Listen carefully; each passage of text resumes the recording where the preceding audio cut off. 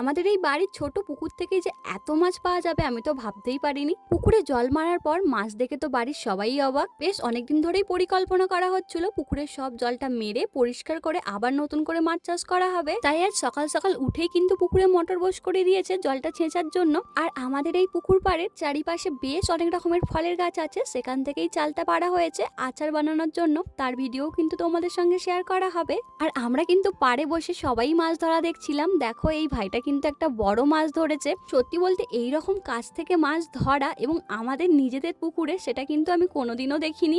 এইটাই কিন্তু আমি প্রথমবার দেখলাম। বাবা বলছিলেন পুকুরে নাকি আর একটাও মাছ নেই, কারণ বন্যার কারণে সব মাছ নাকি পালিয়ে গেছে বন্যার জলে ভেসে। আর যেহেতু পুকুরটা অনেক দিন কাটানো হয়নি তাই অনেক দোক জমা হয়েছিল, যার ফলে কিন্তু আর মাছই পাওয়া যাবে না, এটাই বলছিলেন বাবা। কিন্তু বেশ অনেকগুলোই মাছ পাওয়া গেছে, তাই জন্য কিন্তু আমরা অনেকটাই অবাক হয়ে গিয়েছিলাম। আর দেখো এখানে মোট এতগুলো মাছ পাওয়া গেছে। আর এখানে কিন্তু অনেক রকমেরই মাছ ধরা হয়েছিল, তার মধ্যে কিন্তু কই মাছের পরিমাণটাই বেশি ছিল। আর জানো তো বর্ষার সময় একটু বৃষ্টি হলেই দেখতাম এই পুকুর থেকে অনেক কই মাছ উঠতে। আর দেখো দুটো পাকা শোল মাছও কিন্তু পাওয়া গিয়েছিল।